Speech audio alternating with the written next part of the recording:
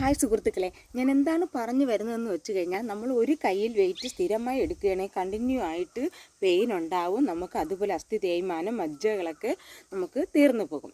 അതുപോലെ തന്നെയാണ് ഇടുപ്പിൽ നമ്മൾ സ്ഥിരമായി വെള്ളം കോരുന്നുണ്ട്, ഇടുപ്പിൽ നമ്മൾ എന്തെങ്കിലും വസ്തുത സ്ഥിരമായി എടുക്കുന്നുണ്ട്, അപ്പോഴത്തേക്കും നമുക്ക് സന്ധിവേദന ഏറ്റവും കൂടുതൽ വരികയും സന്ധിവേദനയ്ക്ക് നമ്മൾ അടിമപ്പെട്ടു പോവുകയും ചെയ്യും. അപ്പോഴും നമ്മൾ അതായത് നമ്മുടെ ഈ തോളിൽ, ഇടത് തോളിലാണ് ഇത്, സ്ഥിരമായി നമ്മൾ തോളിൽ തടികളെടുക്കും, വെയിറ്റ് എടുക്കും.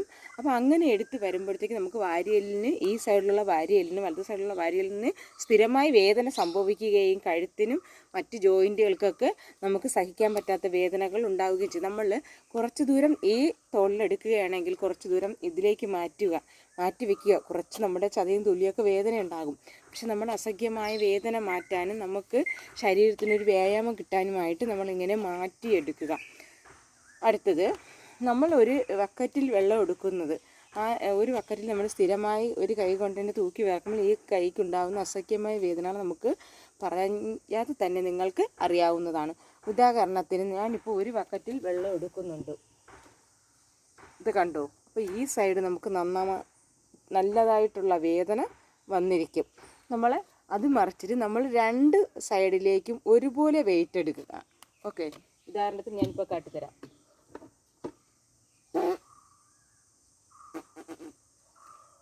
ഉണ്ടോ ഞാൻ എടുത്ത്. പിന്നെ നമുക്ക് നന്നായിട്ട് പെയിൻ ഉണ്ടാവുമ്പോൾ ചില സൗണ്ടുകളൊക്കെ ഉണ്ടായെന്നിരിക്കും, അത് സ്വാഭാവികം കേട്ടോ. അപ്പം ഞാൻ തിരിച്ച് ഈ വെയിറ്റ് അതുപോലെ തന്നെ ഞാൻ തിരിച്ചു കൊണ്ട് വയ്ക്കുകയാണ് ചെയ്തിട്ടുണ്ട്. ഞാൻ എന്തിനാണ് ഈ വീഡിയോ ചെയ്തതെന്ന് പറഞ്ഞാൽ, ഞാൻ എൻ്റേതായ ഇഷ്ടത്തിന് ഞാൻ വീഡിയോ ചെയ്യുന്നു. ഞാൻ തുണിയില്ലാതെ നിൽക്കുന്നില്ലല്ലോ. പല ആൾക്കാർ എന്നെ അസഭ്യം പറഞ്ഞ്, അതായത് പല രീതിയിലുള്ള ചീത്തകൾ വിളിച്ചോ ആവശ്യത്തിലല്ല വിളിക്കും. എന്നെ അറിയാമെന്നുള്ള ആൾക്കാർ വരെ എന്നെ ചീത്ത വിളിക്കുന്നു. ഇന്നും ഒരു 3-4 തീരെ ഒരുത്തൻ ഇട്ടേക്കുന്നു, പുണ്ടച്ചും മോളെ എന്ന്. അവൻ്റെ ഭാര്യേനെയും പെറ്റ തള്ളയും പോയി വിളിച്ച ശീലം കൂടിപ്പോയി. അവൻ വിചാരിച്ച് ഇനി എവിടെയെങ്കിലും കിടക്കുന്ന എന്നെ ഇനി വിളിക്കാമെന്ന് വിചാരിച്ച്. പക്ഷെ അതവന് തെറ്റി. നീ പോടാ പുണ്ടച്ചും മോനെ എന്ന് തന്നെ ഞാൻ പറയും.